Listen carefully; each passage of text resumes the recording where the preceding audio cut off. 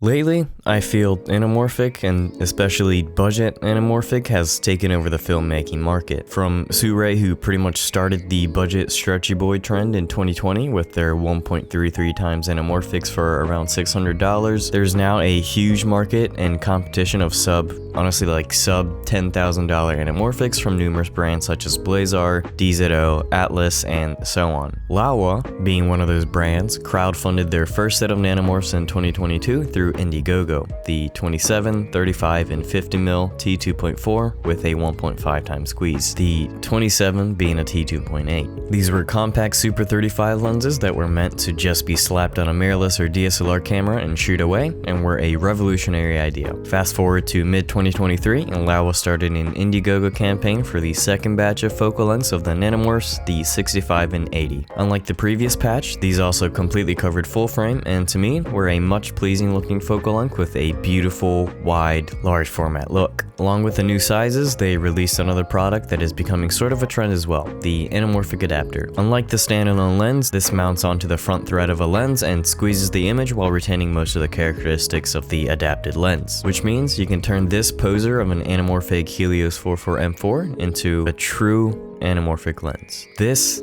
is the Laowa 1.33x front anamorphic adapter.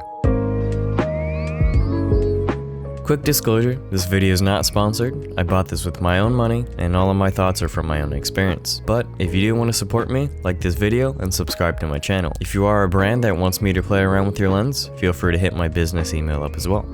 I supported Laowa's Indiegogo project for the nanomorphs and adapter, but I only decided to back the adapter for personal practicality reasons. When I received it in mid-November, this was my first time using any sort of anamorphic adapter and was super excited to use it. Historically, most older adapters require a special form of mounting to adjust and secure itself to the base lens, not just a thread. This would end up being quite expensive, heavy, and a hassle, and overall not really practical. Having a rear thread makes this adapter significantly easier to use than constructing a complicated contraption that ends up being a bit jank anyway. I also learned there were a decent amount of other anamorphic adapters on the market with various squeeze ratios, but this one had the largest rear thread at 77mm, other than the Sure 1.25 that has an 82mm thread, which would mean it had the biggest compatibility with the lenses that I had. Laowa also has a rear 1.33x adapter, but that is completely different than the front adapter.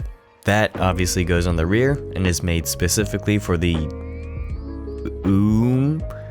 lens, but will also work for any PL mount lens with enough clearance. But I'll be honest, I have no idea how it works, so I won't go into any more detail about it in this video. This adapter was meant to have perfect compatibility with the nanomorphs. The mirrorless lenses only needed a step-up ring, and the PL mount versions had no need for any rings. Since the nanomorphs have a 1.5x squeeze, the 1.33x adapter would transform the setup into a 2x squeeze, and it looks amazing. Now, because these were made for the nanomorphs, which were Super 35 lenses, this adapter is also guaranteed to work with Super 35. They do work for full frame lenses from about 40 something millimeter and longer, and as you can see, they have an unusable amount of vignetting with my Dulens 31mm and full frame. Cropping into Super 35 mode gets rid of it as you would expect, and actually is usable at around a 1.2x crop with clear image zoom. As I mentioned, this mounts onto a spherical or anamorphic lens by screwing into the front thread like a typical lens filter. The rear diameter is 77mm,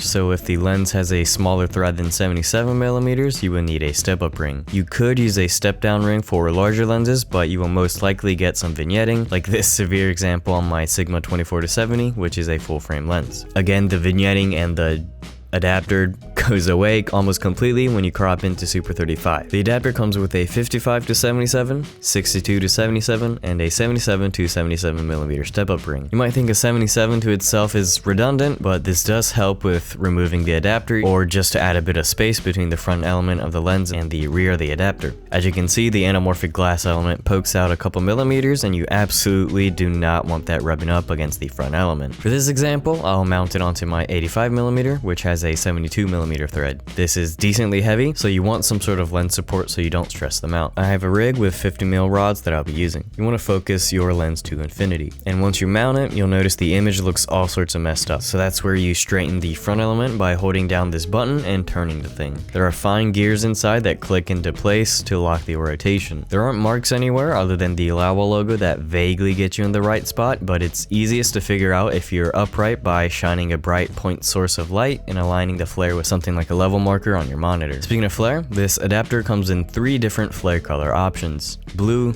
amber, and silver. Blue and amber are straightforward and have a blue or amber horizontal flare when there's a bright source of light hitting the lens. The silver flares take on the color of the source, so this white light from my phone will be white, a warm sunset will be orange, and so on. I chose the silver version as the flare seemed the least distracting. Once it's aligned properly, you pull focus only with the adapter and you got yourself a 1.33x anamorphic lens. Now, this thing is heavy. The adapter alone weighs 830 grams, or about 1% of an average American male, and this entire rig with my camera, the Sony FX3, a monitor, a V-mount battery, cage, matte box, follow focus, etc., is, I want to say, close to 15 pounds. Running around with this thing really makes me consider an easy rig and even an AC to pull focus for you, as it's so much effort just to even hold the thing steady. Obviously, you don't need all those accessories, but they're going to help significantly with reliability and usability. Before we finally take a look at some sample footage, I would like to remind everyone to subscribe to my channel and like the video if this video has been helpful in any way so far. It helps me out a lot and you help me keep the motivation going. The lenses I used here are the Dulens 31mm, 58mm, and 85mm and the Helios 44M4 58mm f2 with an anamorphic mod. If you want to see what these lenses just by themselves look like, links to the respective videos are on the description, except for the Dulens 58mm because of insert excuse here. Honestly, I would have liked to go shoot some more, but insert more excuses here. And my lack of set design and lighting skills are showing well here. Anyway, this adapter has its own looks combined with characteristics of the base lens. First of all, the anamorphic squeeze. The 1.33x squeeze changes a 16:9 shot into just wider than 2.35:1 and a 17:9 DCI shot into 2.5:1. There's some sort of construction going on and it sounds like there's a workplace incident like every 5 minutes. It's not as intense or cinematic looking as more conventional anamorphic lenses, which usually have a 1.5 or 2x squeeze, but nonetheless it still has anamorphic characteristics. The out of focus areas smear vertically rather than in a circular pattern, and depending on the lens, the stretched bokeh balls spiral out of control. Take a look at this shot of a Christmas tree taken with the Dulens 58. This is a typical trait with anamorphics as well that I've noticed, and I think the fact that I'm using it on a full frame sensor instead of Super 35 emphasizes this effect. You can see this exaggerated even more if you mount this adapter on an anamorph. The flares, as I mentioned, take on the color of the light source, as this is the silver flare version. Like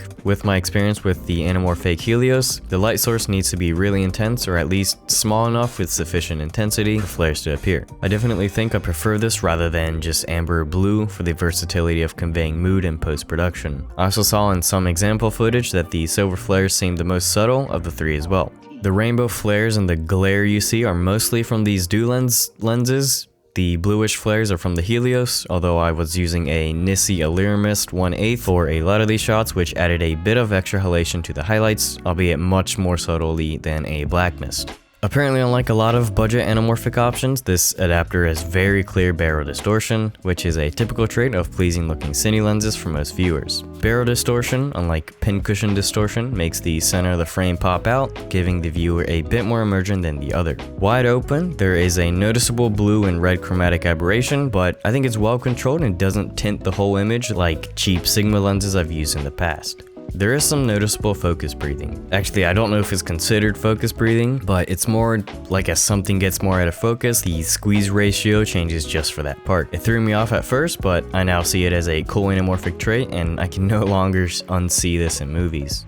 So what are some things I don't like about this adapter? One is the minimum focus distance. Because the lens on which the adapter mounts is focus infinity, all of the focus is controlled by this adapter. It's claimed to be 73 centimeters or 2 foot 4 inches, but it seems inconsistent and sometimes it looks a bit farther. For some lenses, MFD might be improved, like the Dulens 85mm close focus is 10 centimeters farther than the adapter, but something like the Helios jumps all the way from 55 centimeters. A long minimum focus distance is pretty typical with anamorphics, which is why cinematographers often use close-up filters, or to which they are often referred diopters. These improve minimum focus distance with some minor artifacts added in, but the infinity focus becomes like 4 foot on a 1+ diopter. I got cheap focus camera close-up lenses, and in some cases they artifact like crazy, but I think they look pretty cool sometimes with moderation, and they get the job done. The second biggest flaw I see in this product is actually a flaw with anamorphic adapters in general, that it is extremely impractical. Even when you're just using a single lens per shoot, it takes a few minutes to set up, so that's screwing the adapter on, adjusting your lens support and follow focus, and finally leveling the glass. If you have multiple lenses you want to use, you might as well give up because it takes double that time, because it includes taking everything apart as well. When you're on a proper shoot, you're rarely ever going to just be using one lens, so even if you have an AC changing lenses for you, it'll take an eternity to swap lenses. On a production, it's a no-brainer to get a set of matching anamorphic lenses. If you get a good zoom lens that doesn't have any external moving parts, an adapter is a little bit more reasonable use case, as proper anamorphic zoom lenses are in the $100,000 vicinity.